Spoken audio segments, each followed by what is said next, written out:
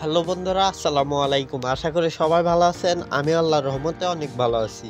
আমাদের প্রত্যেকেরই কিন্তু নগদ অ্যাকাউন্ট রয়েছে। নগদ অ্যাকাউন্টের যে ব্যালেন্সটা, সেই ব্যালেন্সটা কিভাবে চেক করে সেটা কিন্তু আমরা অনেকেই জানি না।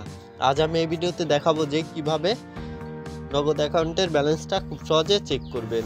এর জন্য সরাসরি আপনাদের যে ডায়াল প্যাড সেখানেই চলে যাবেন।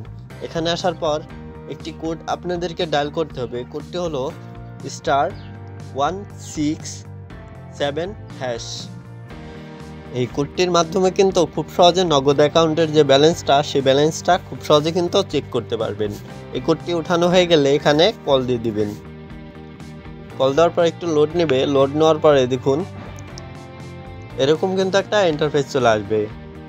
এখানে একদম নিচেই দেখতে পাচ্ছেন নাম্বার 7 কিন্তু মাই নগদ লেখাটি রয়েছে, অর্থাৎ এখানে 7 লিখে আবারও সেন্ডে ক্লিক করে দিবেন।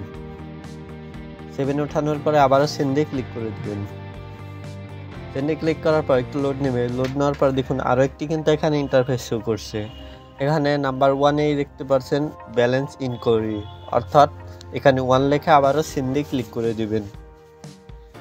সেন্ডে ক্লিক করার পর দেখুন এখানে কিন্তু আপনার যে পিনটা, নগদ অ্যাকাউন্টের যে পিন নাম্বারটা, সেই পিন নাম্বারটা কিন্তু এখানে চাচ্ছে। আপনারা আপনাদের পিন নাম্বারটা এখানে বসিয়ে দিবেন।